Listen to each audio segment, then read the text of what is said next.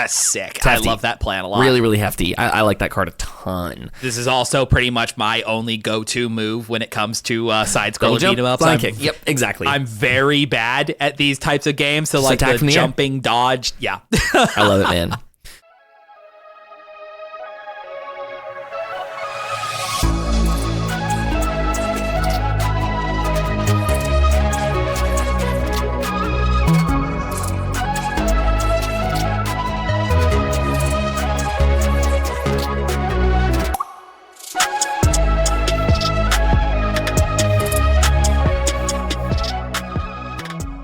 Hello, ladies and gentlemen of the internet. It is your two favorite Magic brothers here from the MTG Thoughtcast, and we are coming to you today with a very special, full-length PreCon upgrade review for the Turtle Power PreCon, coming with the Teenage Mutant Ninja Turtles set. From here on forward, I'm going to call the set Turtles because I'm going to stumble over Teenage Mutant Ninja Turtles every single time I say it. So the Turtles set is coming very soon, and we've got all of our thoughts ready to cast for you about our one singular 5-color Turtles PreCon coming up here. But my name is Joseph. I'm one of your hosts here, and across the screen or across your ears, he is a hero in a full shell. It is John Kendall. John? How you doing today, buddy? Cowabunga, my dudes. It's ninja time. That's right. It is, man, we're talking about so many ninjas today. We're talking about so many turtles. We're talking about arcade cabinets. This is a cool PreCon. I'm excited to get into the nitty-gritty with it. It's cool to have just a singular PreCon for us to talk about because we get to really dive deep into all of it. So we've got all of that and more coming up on today's episode. But before we do, obviously, I have to point you, just below this video is a ton of buttons. If you just hit all the ones that look positive, you'll see us in your feed way more often, and that'll be so sick. So if you want to support the channel, likes, comments, subscribe, hype, notification bell, all of those things, make sure that you see us here in your feed more often. You can drop us some comments down below, your thoughts on all the Turtles sets. I'm sure you have them. I would like to hear them. I always want to hear them. If you want to get in touch with us directly, you can join our Discord, linked down below as well. It's totally free. We hang out there. We play games. We brew decks. It's awesome. We share memes. Lastly, before we get started, we have to give a huge shout out to sponsors of the show, Heavy Play. These are our favorite Magic accessories, our favorite deck boxes, dice boxes, playmats, and curves. Sleeves. You can get 10% off of your entire order by going to heavyplay.com/MTG Thoughtcast or using code MTG Thoughtcast at checkout. Again, that's 10% off of your entire order. Might as well try them out. The RFG deck boxes are some of my new favorites. They kind of remind me of the boulders, but they're just, they're so beautiful, and they magnet together with the deck box and the dice boxes and the playmat. It's a glorious system. Go over there, get yourself 10% off, get some new product from them. John? The curved sleeves are like putting a shell right around your favorite parts. Like a curved, it's a half curve, like a half shell of the turtles with a half shell. It's great. Woohoo. Good segue there, John. Thank you. I tried my best. Man, do you want to take us away talking about the Turtle Power deck here, John? We can get started right there, but I suppose as a first backpedal, because this is our first episode here as far as the release season of this, broad stroke, Joseph, Teenage Mutant Ninja Turtles. What are we feeling? Because, by the way, for all of you listening here, both on YouTube and Spotify, thank you all for being here. The preview, the full set, has been revealed at this point now, so you can find all of the release information about this PreCon, the main booster set, the team-up co-op box kit, so it's all now floating out, ready and available. What do you think as, I guess, just an overarching before we get started in this deck?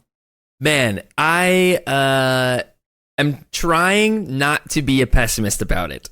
But it is not a set for me. I don't feel like it fits the broad stroke of what Magic is about. It's a little more sci-fi, which I think can be done well, but the cards in the main set have not felt like they've really piqued my interest in any way. And it's just we're just right back to the New York. We're just straight back to the plane of New York before we go back again to the plane of New York for Marvel rivals later, Marvel superheroes.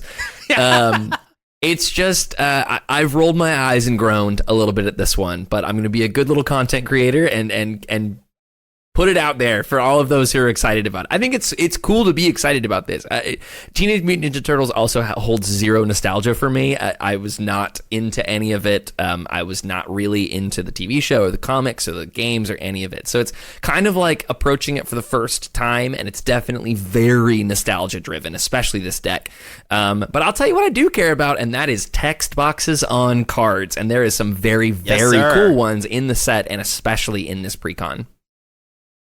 Yeah, I mean, I fall into a similar kind of boat with you, whereas I guess just more so I've become a fan of Ninja Turtles, but it has taken later into my life to actually kind of appreciate what they were. Like, you and me, we both grew up in the same household. And yeah, this kind of stuff, like the television shows or games. And, we definitely weren't like comic people growing up, so like none of this was really in our childhood. And as you have said, yeah, a lot of this is very nostalgia driven, like the main set having booster fun that all looks like the 80s show. Yeah. This commander deck, and specifically there are versions of these cards with the arcade cabinet pixel look to them as well. So like, this is clearly trying to drive itself towards people who are fans of this and have been fans of this long term. But unlike you, I have dug into and enjoyed a bit of Ninja Turtles now into my young adult, into currently adult lifetime. I've gone over this a couple times on multiple different outlets here on the channel, but I've watched several of the television shows. I've seen quite a few of the movies. I've played a few of the games. You said you've played a couple of the arcade games as well. So you've got some basis there. Oh yeah. The Turtles in Time arcade cabinet is goated. It's very, very, if I'm at an arcade, or an arcade bar or something that has it, I am going to show up. I am going to play Raphael. It's going to be awesome.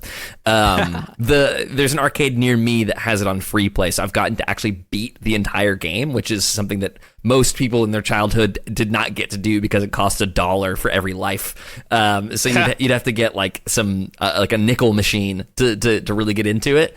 But yeah, it was awesome getting to beat that. I actually need to go back and replay it now that this set is out and see the references that I've maybe missed a bit. Mm-hmm.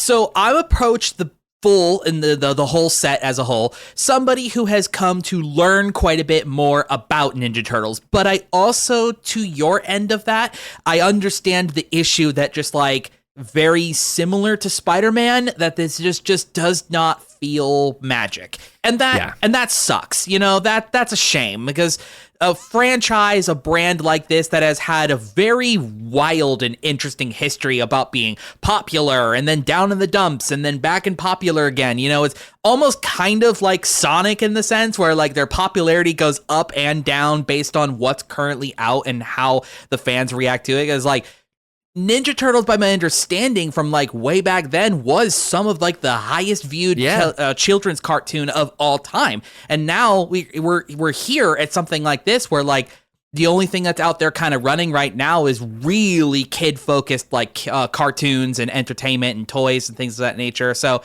yeah, there's a weird demographic of fans for a set like this here. And yeah, it's not going to be for everybody, but as you had mentioned, there is exciting text boxes on some of these cards here. And what we're going to be diving into today is all of these exciting brand new cards that come out of the 5-color Commander PreCon Turtle Power. Yes, sir. This is, because it's Universes Beyond product, it is a slightly higher MSRP. I believe it's a $70 MSRP PreCon. It can definitely be had for cheaper. I think they're really trying to push selling this set. So even I pre-ordered this PreCon on Amazon the other day, and it was $52. So you can definitely have this at regular PreCon price. You just have to dig a little for it, and hopefully LGSs will be cool about that as well. But it is a 5-color PreCon that is helmed by plenty of different options that we'll get into in a second here. You want to tell us about the commanders of the deck, John?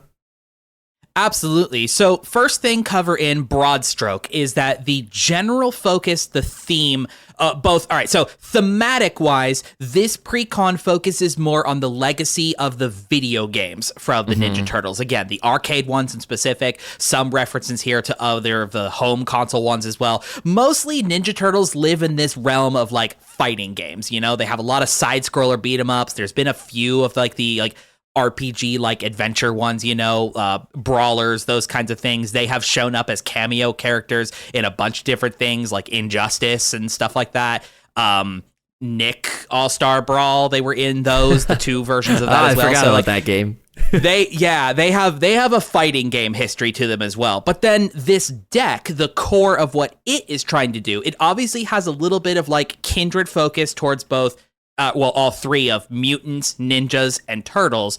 But broad stroke, it's kind of 1/1 counters and combat focused, I'd feel. There's a lot of the cards in here, again, like the ones that make the mutagen tokens, or new cards that help increase how the power on your creatures are based on counters, and then combat-related synergies, like keywords and evasion and things of that nature. So as kind of generic as it can sound, you know what I mean? Like, it's not a bad strategy, it's just kind of not interesting. Yeah. Well, I think what's neat about it is in the sort of theming of Magic, +1/+1 counters make something stronger. Drawing cards mean you're gaining knowledge. So what they're doing is this, you're kind of watching the turtles grow as they like hit people and get stronger and gain more knowledge and things. So I think thematically it makes sense that this is a +1/+1 counters and combat focused deck. I don't know. I'm not mad about a simple strategy for something like that. Like, it's a very complicated, overarching, and especially as we get into some of the partner mechanics that they're introducing in this, like, the way to tie all of those together and give them their own unique flavor is by having an overarching, very simple main strategy so that you can have slightly different flavors of it as you have the different partner pairs. Mm-hmm. So, if you're not looking for individual flavor, I would say probably what your headline commander of this deck is the 5-color version, Heroes in a Half Shell. This is depicting all 4 of our Turtle Brothers, all on the same card. They are white, blue, black, red, green. Legendary Mutant Ninja Turtle is a 5/5. Vigilance, Menace, Trample, Haste, and when 1 or more mutants, ninjas, and or turtles you control deal combat damage to a player, put a +1/+1 counter on each of those creatures and draw a card. That's fire, yeah. So that's really interesting that it's worded that way, because that would give you a +1/+1 counter on every one of those creature types that dealt damage, but only 1 card per player that was hit by them.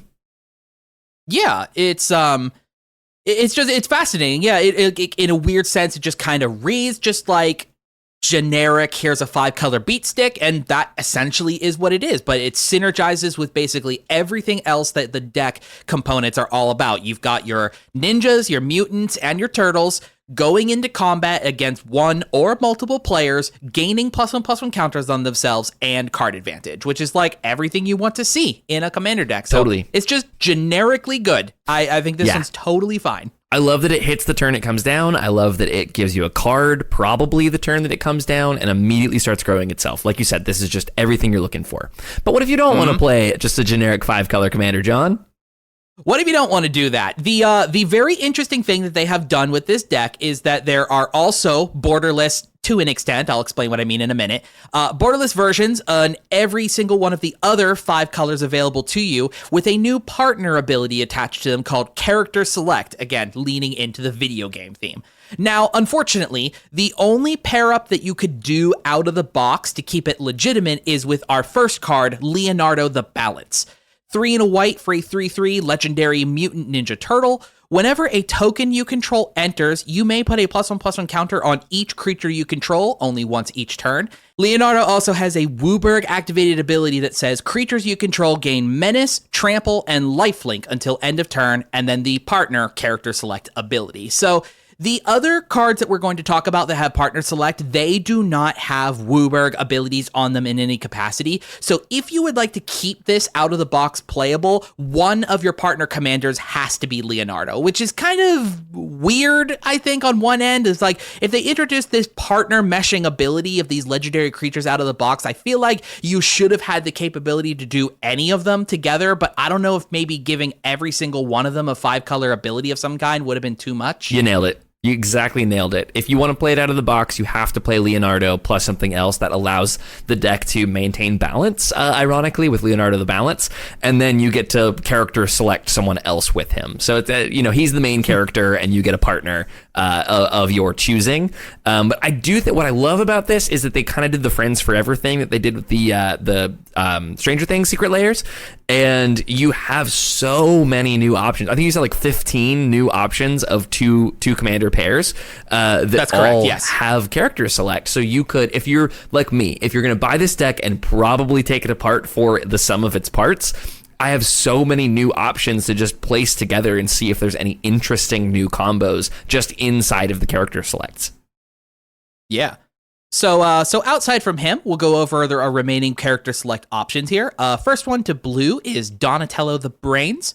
2 and a blue for a 2/4 legendary mutant ninja turtle. If one or more tokens would be created under your control, those tokens plus a mutagen token are created instead. I don't know if we've explained yet, but mutagen tokens are a new non-creature artifact token with a activated ability. I believe it is sorcery speed for a mana, tap, and sack, and you put a +1/+1 counter on a target creature you control. So that's really cool. He's like one of these types of cards here that just as you are generically making other tokens, or you're just making more mutagens, right? Like if the tokens you're creating are a mutagen, you'll get that plus an additional mutagen. Yeah, so and good. with as cheap an activation cost that it is, it's very interesting. It's this cool weird blend of like the map tokens, if you remember those from Ixalan. It feels very mappy. Yeah, they explore, but instead of like the ability to do lands, you're just straight up guaranteeing a +1/+1 counter on the creature of your choice, and those are just generically good regardless. Definitely.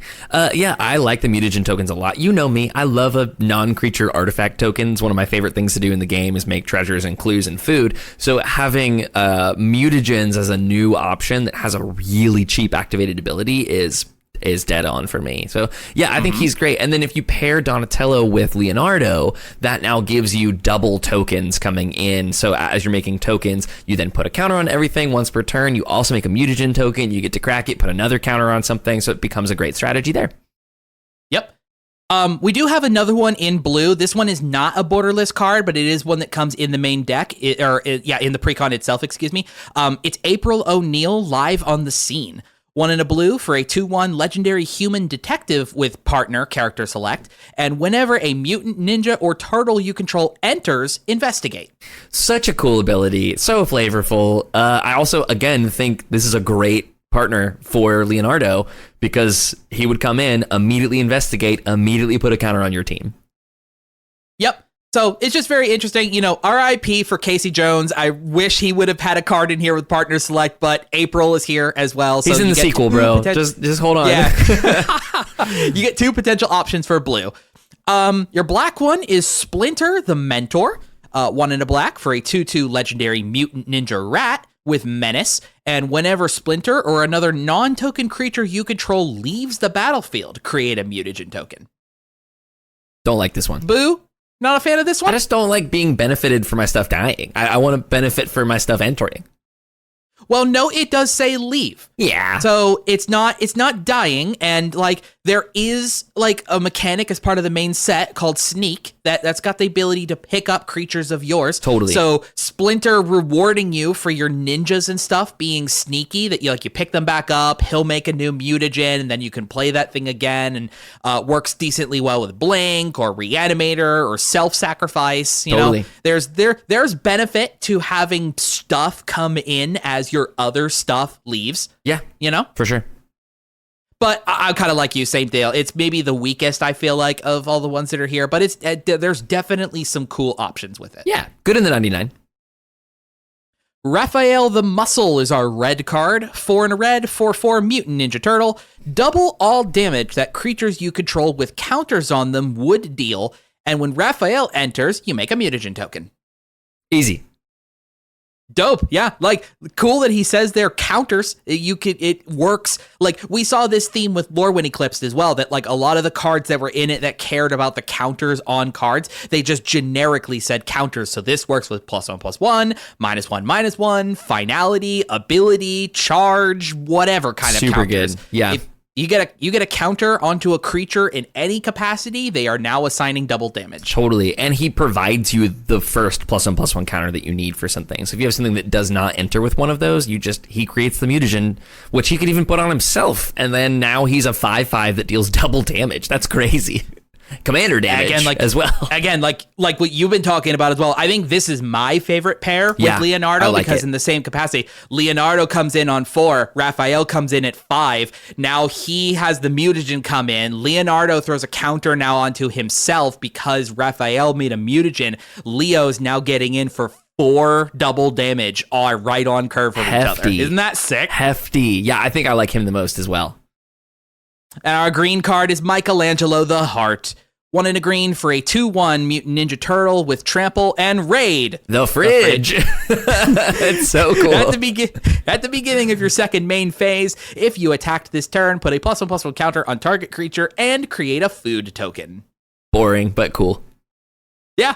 I mean, again, just another one of these cards. He provides counters across your team, has a token come into play, so that works well with, like, I think Michelangelo is my favorite paired with Donatello because, like, you get both of them down pretty cheap. They both cost under 3. Like, Michelangelo can go in, and then Donatello comes in the turn after that. Michelangelo can swing. He'll get a counter on himself, make you the food, and then Don makes you the mutagen on top of that as well. So, like, there's a very sick 1/1 counters and tokens build with just the 2 of them together. Yeah, very, very cool. Well, that's what I mean is, like, there's so many options in here to be able to do this character select partners that just create new and interesting commander options that aren't necessarily synergistic with the rest of the deck. So I think it makes a ton of sense to me that they're like, you have to play the 5-color one for this deck because it makes the whole deck work, and then you get to pick a flavor option. Correct, yeah. So you went over the stats on that as well. If you are not playing Heroes in a Half Shell as your commander, Leonardo and any of these other 5 with Partner Select can be your commander out of the box.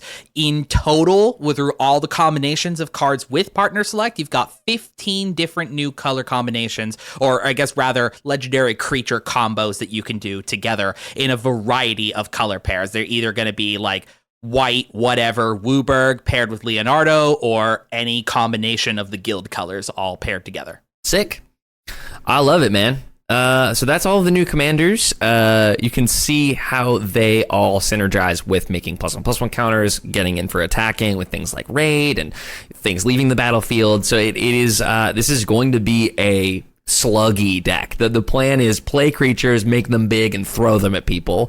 So that's awesome. Is it time for us to get into the new cards to see how the deck works? Let's dive into some of the new cards. What do you got to start with? Well, there is a total of 47, maybe 48 new cards in the deck, including the face commander. We're not going to talk about all of them today, but John and I have each picked our favorites of them to go over, and it should cover most of them. There's plenty of them that I would recommend get rid of from the deck. Happy to explore that for anybody who wants to hear it, but for the sake of brevity in our video today, John and I are just going to be going back and forth talking about our absolute favorites. And from my list, I'm just going to start alphabetically, and we're just going to go straight to Arcade Cabinet. This is a 3-mana artifact. It's generic. So 3 generic mana for an artifact. When it enters, you put a +1/+1 counter on each of up to 4 target creatures. And then for 2 mana, you can tap it and sacrifice a token to double the number of counters on target creature. This is crazy, dude.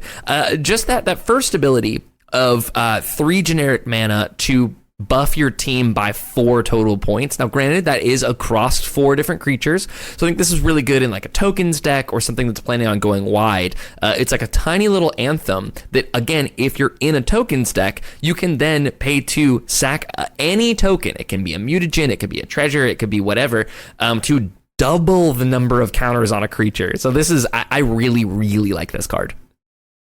Yeah, that's sick. There's a theme of 4s amongst a lot of these new cards in here because, again, the joke of like you could play 4-player co-op at the arcade or whatever. And 4 turtles. Quite literally with Arcade Cabinet here. No, yes. I like this one. It's very sick. I don't know. Part of me wants to see this as a 3-mana artifact and kind of anticipated it making mana, like a mana lift, but being a 1/1 counters generator that also doesn't care about the artifact being cast. Yeah. So this is like cheatable, blankable, you know what I mean? Untappable with stuff like Voltaic Keys and whatever. This is fun. I like it. Something that you can use to make those counters even more effective is our next new card I'd like to talk about, High Score. Oh, yeah. 2 and a green enchantment. If one or more 1/1 counters would be put on a creature you control, that many +1 of those counters are put on it instead. And at the beginning of your end step, draw a card if you control a creature with the greatest power among creatures on the battlefield. So it's another one of these, another one of those. It increases the amount of counters, but it's also this cool combination of a card called Colossal Majesty, where, neat kind of change up on it though. Instead of Colossal Majesty triggering an upkeep, this one immediately will go to your end step. So much better. So if you already control the biggest creature down on field, you go to cast this down and it sticks down in play, gives you an immediate redraw as soon as you go to your end step. So that's just a very nice piece to have. But then just even after past that point, if you've taken your turn and done 1/1 counters like what this card wants you to do, get to your end step, I've controlled the biggest. It's kind of like Monarch in a sense, where if like you're sitting on the biggest thing in play by your end step, you get a free card out of it. Yeah, I like it a lot. The issue that I've had with things like Hardened Scales or with things like Colossal Majesty is they require other pieces to work. I love that this one, High Score, does it feeds itself by buffing your creatures, and then again, like you said, tracking on the end step is significantly better than the upkeep because there's so much less time for your opponents to like kill your biggest creature or play something that's bigger, and then you don't get that trigger off. So this, I would say, when you play this should probably draw you a card, like replace itself the turn it comes down, and then if you go around again and you get to draw a second card off of it, that's just gravy. It's awesome. Yep. All right, your turn for some. I love it. I'll take us to a land here. We got Big Apple 3 a.m. I love the name of this card. Yeah. Just, it feels so goofy. So Big Apple 3 a.m. is a land. It enters tapped, and as it enters, you choose a color, and then it taps to add a mana of the chosen color. I really like this kind of card, like Thran Portal and Multiversal Passage, cards like that are like a tapped, you choose a color that it is. So it's already good. And then 5 mana, tap it, create a 1/1 rat creature token for each opponent that you have. So this just makes blockers super easy. Rats. Just classic New York stuff, just rats coming out of the sewers. But man, fixing your mana. It sucks that it comes in tapped, but like if it comes in on turn 1, who cares? And then 5 mana to just go, you know what? I've got some mana left open. I can make some blockers. I'm set on this. I love utility lands, and especially ones that make colored mana of your choice. Yeah, instant speed tokens. Cool. That's very sick on that. The name of this comes from one of the levels in one of the arcade games. Yep. If I'm not mistaken. Big Apple 3 a.m. Well, since I just talked about a land, I'll talk about a real card too. Back to our kind of arcade themes. This is Coin of Mastery. Just another banger of a card name here. So it's 4 generic mana for an artifact this time. Each creature you control enters with an additional +1/+1 counter on it for each mana from an artifact source spent to cast it. And then you can just tap it to make a treasure token. I'm big into this one, dude. I love like what's the card? It's like not on Hello the Painter. It's the Reclusive Painter. Kalane Reclusive Painter. Has a very... We got there, gang. Yes, we got there. So it reminds me a little of Kalane in that way, where like if you're making treasures and you're using those treasures to make creatures, you just get a benefit for it. So like we talked about with like Splinter earlier, I like being benefited for doing things, not for losing things. So being benefited by, tap this, make a treasure token, almost like you talked about how like this in a weird way does tap to make a mana of any color. It just does it the long way. And then as you use that treasure to make creatures, they come in with additional +1/+1 counters on them. So I'm a Glittermonger fan. I like 4 mana things that tap to make a treasure because there's just so many cool things that you can do when you take the long way around making a mana of any color. This is also particularly good in this deck because it is only 4 generic mana. So whatever your mana looks like at the time that this comes down, it will come down on turn 4. And then it immediately starts fixing your mana by making treasures and then benefiting you for playing creatures with that mana. So it really helps the strategy out a lot. Glues it together. Very silly then, paired alongside other cards. If you were to take this and put it somewhere else, the type of cards that allow your artifacts to help you make mana for casting for things, like improvise and any of the type of cards. Actually, I think we're gonna. Do you've got the card that allows your food to become mana? Certainly do. We can talk Ninja Pizza right now. Ninja Pizza is 2 and a green for an enchantment that says foods you control have tap sacrifice this artifact to add 1 mana of any color. So food are now treasures.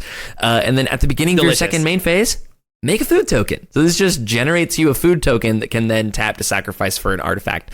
Sacrifice it and make a mana of any color. So these again, you're seeing the synergies here, feeding together, making these tokens is an interesting sub-theme of the deck, as like Leonardo cares about making tokens. A lot of the character select partners also care about when tokens enter or leave. The combination of like Arcade Cabinet into Coin of Mastery into Ninja Pizza just means your mana is set. You are triggering all of your tokens entering. You are putting +1/+1 counters on things. You are going wide, and you will take over the game with this amount of value.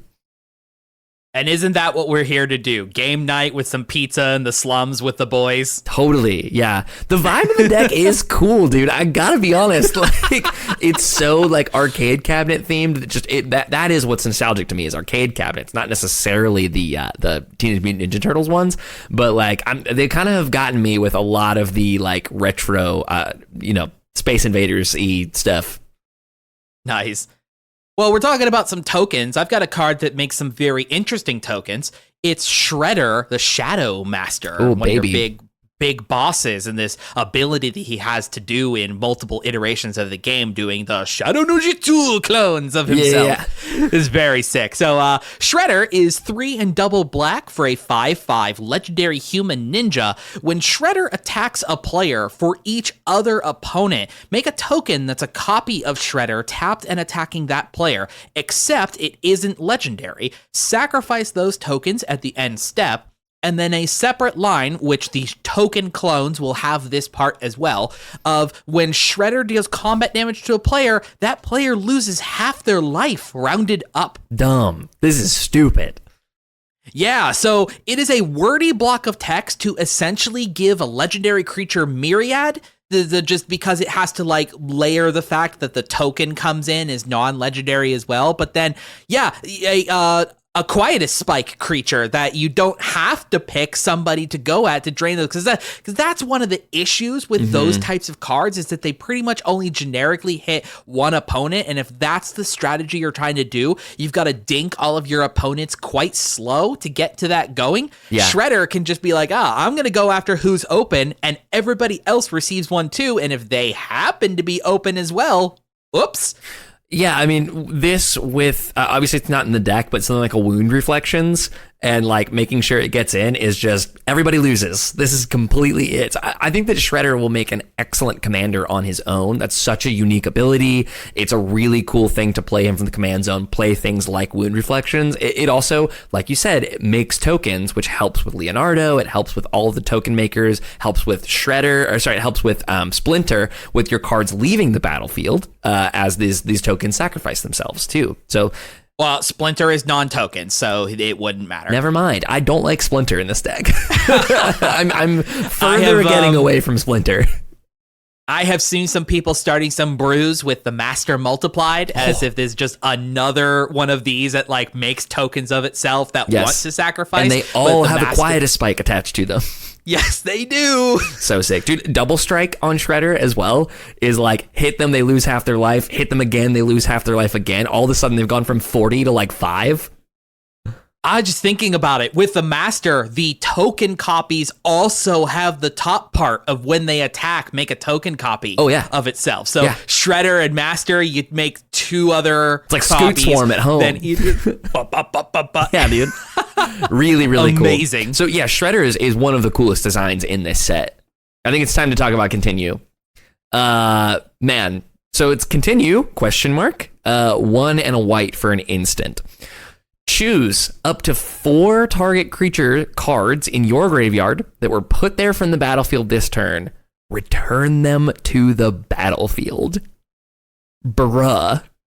This has been instant speed, untapped, No finality counter. Yeah, just reanimate 4 creatures that were put into your graveyard from the battlefield this turn. So, like, let's start with the floor here. The floor here is you get board wiped, and you just get your 4 best creatures back. A step above that floor is that you're the one who board wiped, and then you get to get your 4 best creatures back. Steps even further above that is if you're playing like an aristocrat strategy and you've sacrificed 4 of your best creatures and then you get a 2 mana, get them back, do it again. This card is insane. This is the best rate for this type of spell that they've ever printed. Yeah, the only other card that I could think of that has come even close to a card like this is Faith's Reward, and that's a 4 mana. Yeah, and that's return everything though, right? I believe that does hit all creatures, yes. So, like, there obviously is a higher ceiling on a card like that as well. But also, like you were talking about, you're not generally holding up 4 mana after wrathing yourself, you know? Wraths and Commander usually float in that realm of 4 to 5 mana by themselves. So if you're sitting on the 5 mana to Wrath and then the 4 mana for Faith's Reward, it's like, you probably should be winning the game with that combination of things. The fact that Continue has got the capability to be held up cheaper, it almost, in a weird sense, is kind of like a white heroic intervention, if you think about it. Totally. Because you hold up your mana for heroic intervention, and that prevents the death of the creatures that you would want to. With a card like Continue, you can go ahead and let them die, and then at the end step, after somebody has assumed you've got no other plan of action, I'm going to continue and bring my commander and my 3 best support pieces that died along with it right back into play. Yeah, 2 mana is just so much easier to make sure this isn't a super telegraphed option. If you've like 4 or 5 mana left open, they're gonna be like, okay, you've got Ink Shield, you've got Faith's Reward, you've got whatever. Man, just 2 mana to hold this up is so easy. That's basically free. That's crazy. For half the cost of the next best card that does this is bananas. I'm happy this only gets creatures because eggs decks do not need to eat anymore.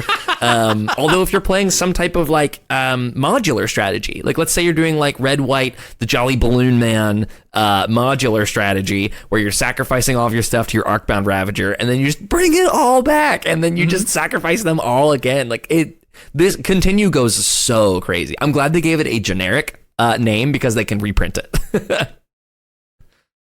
What kind of Wrath would be a really sick one to follow up from Continue, Joseph? Oh, I can tell you, it is. I know I pulled Game Over, right? That's what you wanted to talk about. Was Game Over? Game Over, man. Yeah, Game Over. So Game Over is a new Wrath that's printed in this deck, and what I love about it is it does not care about the deck specifically. It just cares about Commander as a format, and is a very, very cool new option. So Game Over is 3 black and a black. For a sorcery, it says this spell costs 2 less to cast if a player's life total is less than or equal to half of their starting life total. So in Commander, if anybody is at 20 or less, you can cast this for 3 mana instead of 5. And it just says, destroy all creatures. That's all it says on it. Couple interesting things about this. I cannot believe that Game Over was not already used on a card. Yeah, like something from Battle Bond. You know what I mean? Like Kamigawa Neon Dynasty. Any of these could have had Game Over as an option, and it is used now. And again, Final Fantasy. Like, totally. You know what I mean? Yes. We had cards from Final Fantasy that were like random encounter and battle menu and stuff like that. Totally. Like, combat tutorial, and they didn't use Game Over as an option. But yeah, it's here now. It's a really sweet Wrath. I love 5 mana Wraths. I think that they are sitting in a really great spot. I still play the Dragon one, Fate. Whatever. Crux of Fate. I still play that one a ton. I don't think you need to be playing Damnation in your black decks. 5 mana is still plenty fine to wipe stuff. The fact that this is a 5 mana wipe that sometimes is going to be a 3 mana wipe, so it becomes better than Damnation in the later half of the game is just, man, it's such a sweet spot. Yeah, just the fact that it tracks off of any player's life total. I would like to imagine, though, I wonder if this is being printed in such a way, is this Wizards telling us that you gotta end the game once somebody's at half life? Definitely. Yeah. It's like, wrap it up, gang. You're under 20. Like, let's get done here. Yes. Yeah, it is interesting that it gets benefited to board wipe in the late game, which is when everyone groans at board wipes because it's like, well, we're going to be here for another hour. But again, if you have the benefit of something like continue, then this turns, you can, for 5 mana, board wipe and get your best 4 things back. I'm good to concede to that. I'm good to move on to the next game. Yeah. What's a better way to get the game ending? How about having all of your opponent's creatures, go punching each other with the card Fast Forward? Okay. 4 and a red for a sorcery. It costs 1 less to cast for each opponent you attacked this turn, and then it goads all creatures your opponents control. Bro, this is in some cases, a 2 mana Disrupt Decorum? I love the fact on this card here that the cost reduction is just based on attacking. Your creatures don't even have to connect. You just send a token at each of your opponents. Who cares if they chump block? You've now got the capability of going 2 mana. Fast forward. Everybody, please go kill each other right now. Which, as a reminder, goad is until your next turn, those creatures attack each combat if able and attacks a player other than you if able. So you just send little guys over at each of your opponents, or even you don't even have to, this is still just a 5 mana is still a good rate for that. For a single pip of red, by the way, the only other one that came close to this was like Disrupt Decorum. Well, yeah, at 4 mana, but required double red. So this is extremely splashable. Totally. I'm a big fan of this one as well. I also just think I know this is calling towards like the video games themselves as well, but like one of the subcategories for shows of Ninja Turtles was from the 2007. It was TMNT Fast Forward, and that one is like, I know that one wasn't loved, but it actually was one of my favorites. I like that one a lot. I like it, man. Well, last one that I really want to talk about is just the return of one of my favorite mechanics, which is Fuse. So it's on a split card here. It's double jump and flying kick.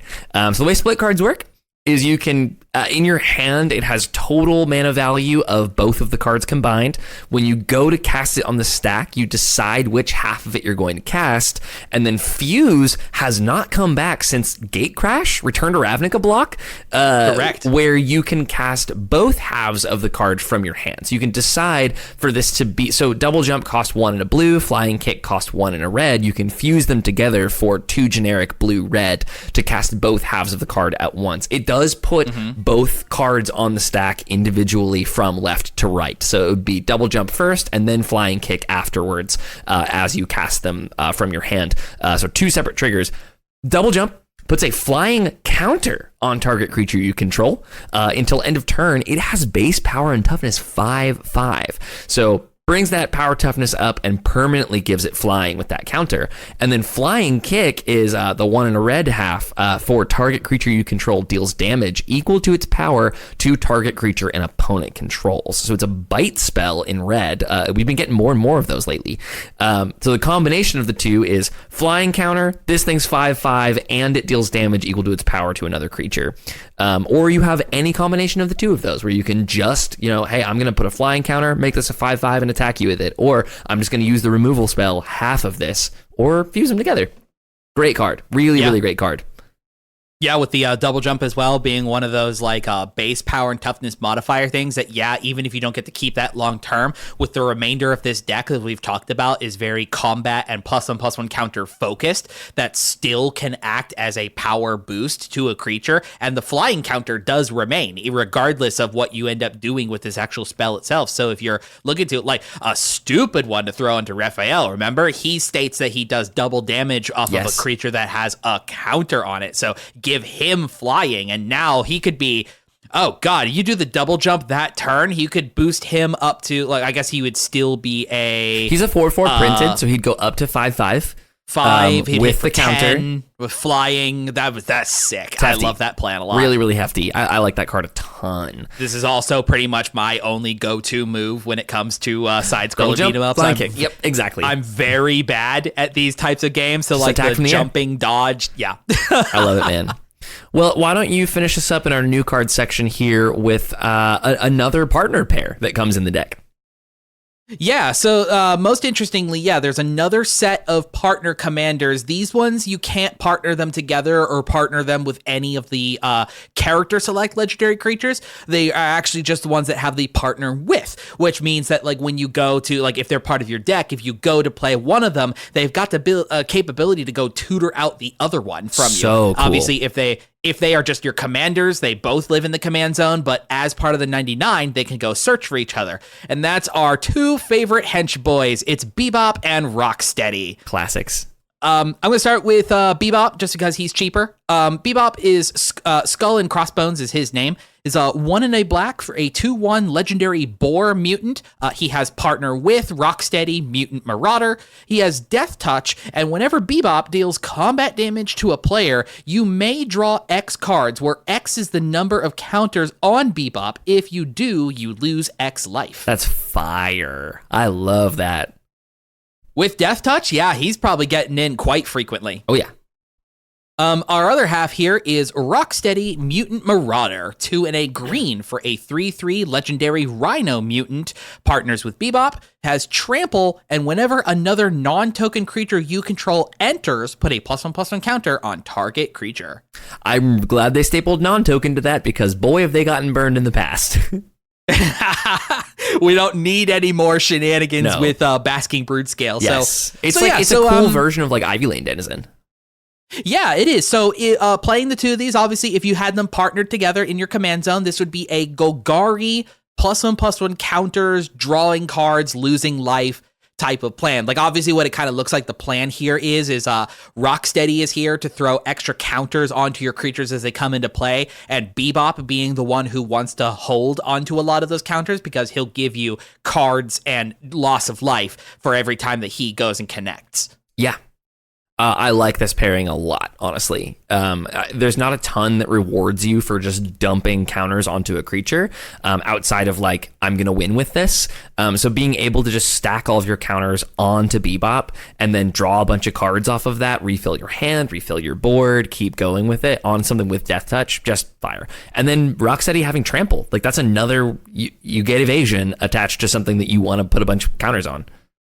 Yeah, it's sick with Rocksteady that he's not like one of those other types of cards that say that your creatures enter with additional counters. He can throw the counters onto whatever you like, as long as the creature's coming into play. And it also is not cast dependent as well. So like if things are coming back in from the graveyard, it's like I'm imagining some kind of like grave crawler loop here where like your grave crawler's coming in and out from the graveyard, making you mana. Rocksteady is throwing a lot of counters either onto himself or Bebop, and then they start going into combat together, drawing you extra cards, losing life. It's neat. It's again, not like, doesn't scream like wow powerful, but just the fact that you can have these duo commanders that work really well together and they're relatively cheap to get down, like Bebop being 2, Rocksteady being 3, like you've got an engine that you could start churning like fairly quickly. Oh yeah.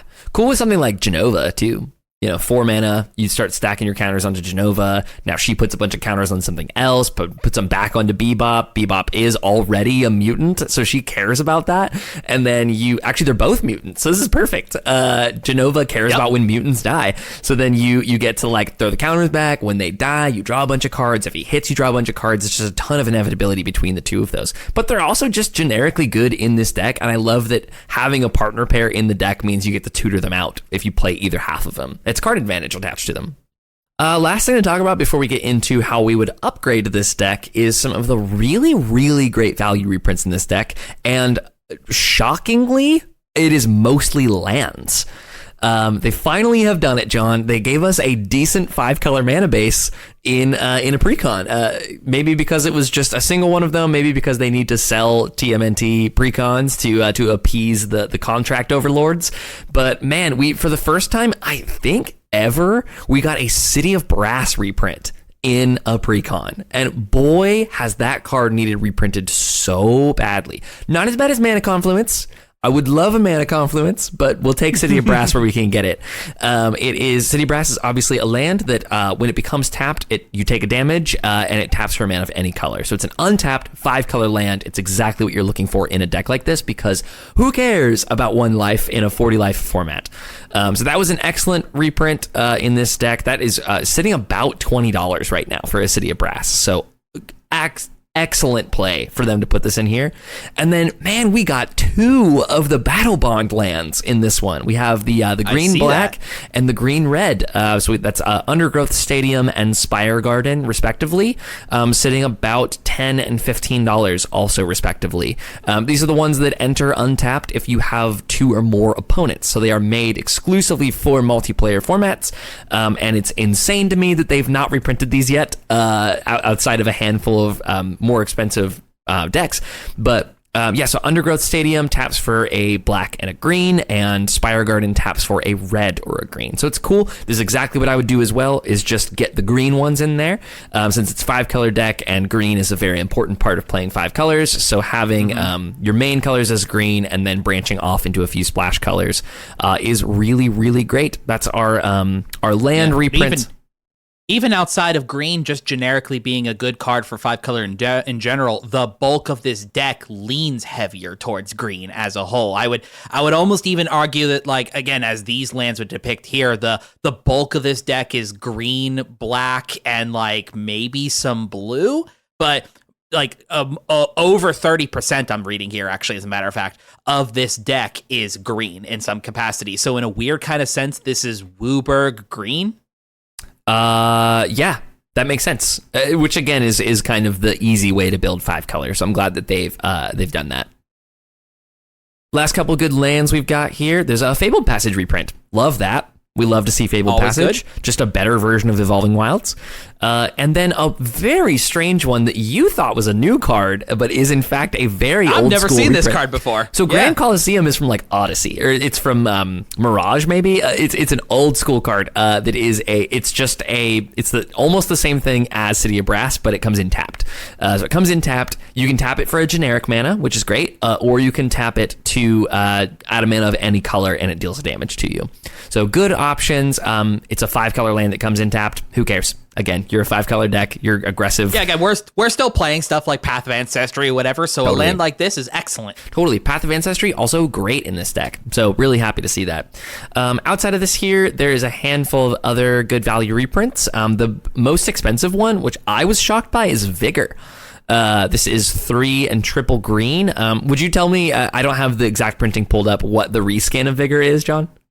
It is Heralds of the Shredder. Yeah, so it's got the same text box. This is the first time that we've gotten reskins of Magic cards not in a Secret Lair product. So this really opens up that they can start printing some cool new cards. They've done this treatment in Secret Lairs. They've also done this on bonus sheet cards and like promos, but not ever like in a package that you can get. We're obviously not to the point where this is like in booster sets quite yet, but just the fact that you open up this sealed product that is not a Secret Lair and is not a bonus sheet, and there's reprint versions of cards that are named differently in this format that they've done. That was just an interesting insight I saw in the card. If you're curious to know and why this thing is called the Heralds of the Shredder, these are his elemental soldiers of they're like elite mystic mystics. That's what they were called. They were the foot mystics that are secretly serving this shredder, but they are trying to herald the bringing of the demon shredder. Interesting. The one from the past. Interesting.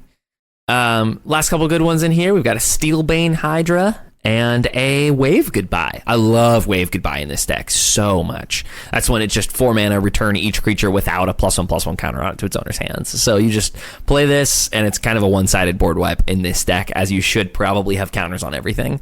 Yep. Really great stuff, but that is the total of the best value reprints in this deck. Obviously, a ton of the value is going to come from the new cards here. It was almost like when they did the Fallout commander decks, or when they did the Doctor Who Secret Lairs or commander decks, where it's just so many new cards that they really skimp on the reprints.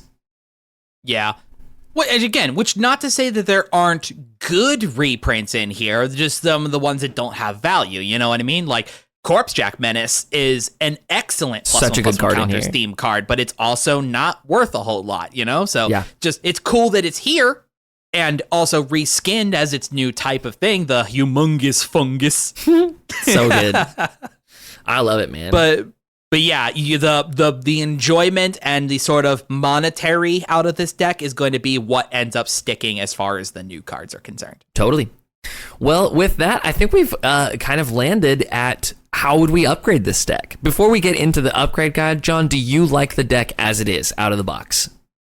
I do think this is very sick. I really like the kind of idea that they're doing here, while sort of leaning towards generic as far as just being 5 color +1/+1 counters, which is like one of the most popular deck themes according to Rec is concerned. So like this isn't really treading new ground. It's just doing it with a skin as Ninja Turtles. And again, that's not a bad thing.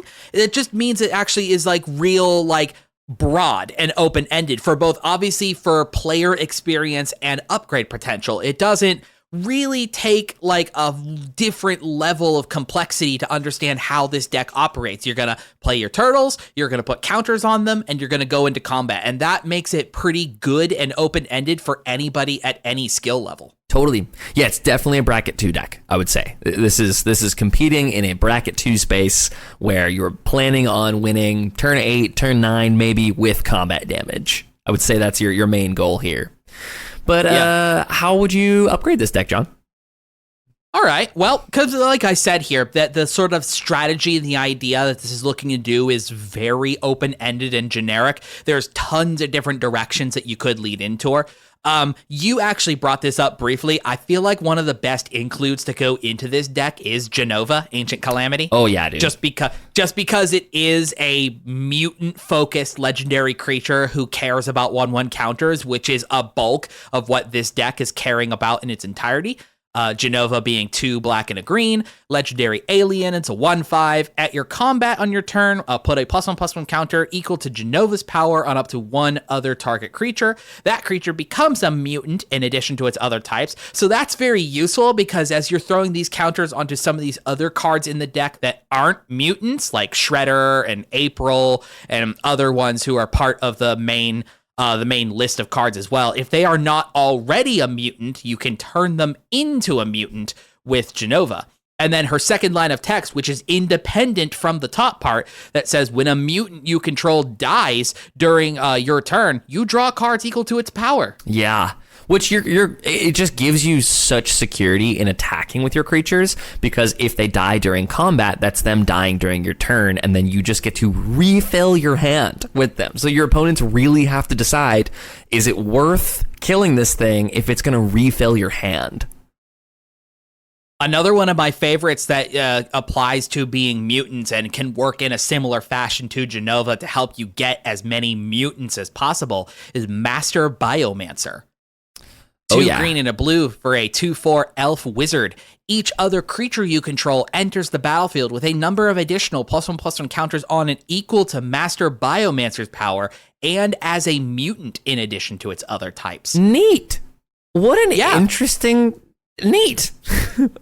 Yeah, so everything will come in with extra counters equal to Biomancer's power. So, like, Master Biomancer could be one of the great targets for your mutagen tokens that then every other creature past that point, again, if they're not already a mutant, will now come in as a mutant and with extra counters equal to however strong Master Biomancer is. Really good, especially because you'll be throwing counters on all of your creatures, so he will get progressively bigger, which means that your other creatures become progressively bigger, and he works so well if you're going wide with tokens. Just all those tokens are coming in, and yeah, brilliant. So good. Man, him plus Shredder plus Genova, where the Shredder tokens come in as mutants with an extra 3 or 4 power each, and then when they die on your turn, because they get sacrificed, they're mutants, they die, it triggers Genova, you refill your hand. This is fire. That's very sick, isn't it? We can get some extra cards out of the amount of 1/1 counters we've got on our creatures with Bread for the Hunt. 1 green and a blue for an enchantment. When a creature you control with a +1/+1 counter on it deals combat damage to a player, you may draw a card. Wow. Do you think it's brioche or sourdough? What kind of bread is pizza dough? Is that It is a just dough? Dough bread, I guess. Unleavened. Well, it is leavened actually. Yeah, it's just bread. Flat bread. Flat bread for the let's hunt. go. There we go. French bread. Yes. Delicious. Yeah, just generically good. Like, there's other types of cards in here that allow you to draw extra cards as your creatures and stuff are connecting. Heck, Heroes in a Half Shell being exactly that as well. You know, they put 1/1 counters on creatures as they connect and draws you cards. Yeah. But this one is not locked to just one or more creatures. If anything of yours with a +1/+1 counter on it connects, you may draw a card out of it. It's like Coastal Piracy in this deck. It's very sick. Another one that we can utilize because we've got 1/1 counters in bulk across a lot of our creatures to make sure that they are connecting for things like the Assorted Commanders and these upgrade cards like Bread for the Hunt. Herald of Secret Streams. We love Herald. Herald, 3 and a blue. Merfolk Warrior is a 2/3. Creatures you control with +1/+1 counters on them can't be blocked. Yeah, that just wins you the game. It does win you the game. That's also generically good for any of the cards that have sneak as well. If you decide to put some of those in this deck to kind of lean it more towards the ninjutsu, sneak type of cards, if you want to focus it that direction, the making those things with 1/1 counters on them unblockable means that they'll get to that past declare blocker step more frequently. So you can activate other types of sneaking in cards like Prosperous Thief, which would make another excellent upgrade into here. Oh, yeah. Two and a blue for a 3/2 human ninja. Has ninjutsu for 1 and a blue. You return an unblocked attacker you control to hand. Put this card onto the battlefield from your hand, tapped and attacking. That's how ninjutsu works. And then whenever one or more ninja or rogue creatures you control deal combat damage to a player, create a treasure token. Yeah, this is like Malcolm for ninjas. It's excellent, yeah, and which again, a bulk of the rest of the deck is also ninjas, between especially our commanders. Every single one of them, apart from April, is ninjas. Mm-hmm. So no matter what combination per se, like you would at least always have Leonardo, or if you're doing Heroes in a Half Shell, you know, you would always have a ninja on deck there. Those are very cool. And then one of my last ones is this one. Is just like, I thought it was like an interesting idea. If you want to focus more on the mutagen side of this to make sure that you always have got that capability to get counters started onto your creatures, I thought a really sick ad would be the Planeswalker Tezzeret, Betrayer of Flesh. Ooh. 2 and double blue, legendary Planeswalker Tezzeret. He's got a static ability at the top that says the first activated ability of an artifact you activate each turn costs 2 less to activate. This can drop the cost to less than 0. Mm-hmm. So Tezzeret, your first mutagen is free. Oh yeah, that's awesome. Yep. And then he's got other great abilities here of drawing 2 cards, and then you discard 2 unless you discard an artifact. A -2 that a target artifact becomes an artifact creature, and if it isn't a vehicle, it gets power and toughness, base power and toughness 4/4. Excuse me. That's very interesting and cool. That you could, like, once the mutagens stop being useful, then you can turn them into 4/4s, which is also just feels flavorful to the type of cards itself. It says the ooze comes alive as a 4/4. You know. Yeah. Plus, in addition to all these other tokens that are being created, right? We've got a Michelangelo that makes food, and we've got an April that investigates. So you'll have access to a variety of different artifacts. Plus those other cool ones that we talked about that are part of the main deck, like Arcade Cabinet and things like that you can turn them online and drop their activated ability costs. Yeah, that's awesome. And then he's got a last in here that for -6, you get an emblem that whenever an artifact you control becomes tapped, you draw a card. So works in a similar fashion with because the mutagens. The mutagens tap sack, treasure tokens tap and sack, food tokens tap and sack. Anything else, your mana rocks, if you're producing mana with them. Again, these other ones you talked about, like Arcade Cabinet and the Coin, if they've got tap abilities on them, if you get to that emblem state, you will be able to get free cards just as you activate them. I actually just thought of one here. If you're building in the mutagen token direction, you have to include Crime Novelist. He's Oh, a yeah? three, Grind up. 3 mana for a 1/3 Goblin Bard. Whenever you sacrifice an artifact, you put a +1/+1 counter on him and add a red mana. So for however many mutagen tokens you have, you can sacrifice all of them for a single mana. As you sacrifice one, sack the artifact, he gets a counter, you make a red mana, crack the next one, put a counter on him, you add a red mana, crack the next one, and you can just keep going down the line for as many mutagen tokens as you have. And he's getting +1/+1 counters for each of them. So it's almost like doubling up your mutagen tokens. That's an excellent piece. But yeah, that's kind of what I had as far as like the directions you could go. Again, as kind of described as we started out this top of this segment right here, is that the theme, the idea that this deck is looking to do is like just broad and open enough that you could essentially focus this in any particular direction that you would feel like is most beneficial to you. Do you want to double down harder on the +1/+1 counters? Do you want to lean more into typal synergy with either mutants, ninjas, or turtles? Do you want to be like heavier in towards artifacts? Because like it really would also depend on like what your preference would be as far as your commanders you want to play out of the box, right? Like, are you focusing more on doing heroes in a half shell? You could upgrade your deck in such a way that gives you ease of access for combat. Whereas if you're doing something like Leonardo and Donatello that wants you to do more +1/+1 counters and tokens, you could increase the upgrade cards that you throw into the deck based in that direction. And the same attribute applies to whether you take these cards out of this deck and make partner commanders in any of the 2-card combos. You know, like we talked about something like Leonardo and Raph being this like red, white, whatever counter combat focus. But then you also got like, say, Splinter and like Michelangelo, who would let you be going into combat and then have more tokens coming into play as your non-token ones leave the battlefield. You know, so the open-endedness that you could upgrade this deck is quite fascinating and staggering, to be honest. Whatever pieces are your favorite, you just slap them in here and probably they'll be fine. Have an upgrade path for it. Yeah. The last one that I thought of for this deck, there's so many cards that say when they deal combat damage to a player that this is a really great spot for a Felix 5 Boots, which just is a 5 mana 5/4 with Menace and Ward 2, and he doubles all combat damage triggers to players. So anytime that you would throw a +1/+1 counter on your creatures for, you know, the dealing combat damage to them, or like the one that when a creature with a counter on it deals damage, you draw a card, things like that would all get doubled with Felix. And then especially things like Shredder, which is like anytime that he deals damage, someone loses half their life. Oop, doubled again. Doubled. So Felix is awesome. Or, I mean, there's a plethora of ways to give double strike in this deck that you could add in as well. I think it really is a deck that's begging for double strike. Just any of these, like, so many of the character select cards care about dealing combat damage to a player that it really is begging for something to double that or double combat. Extra combat steps as well would be a really cool way to go with this deck. Like you said, there's just, depending on the character select that you're having the most fun with, there's so many different upgrade paths to go. But I think that brings us to the end of today's episode and the end of our longest PreCon upgrade ever. If you like this kind of video and you want to see more PreCon upgrades, let us know in the comments down below. If you like this deck, you like this type of video, you want to see more of it, let us know. You can let us know on our Discord as well, your favorite thoughts about the Turtles PreCon here, the Turtles set, future sets, things like that.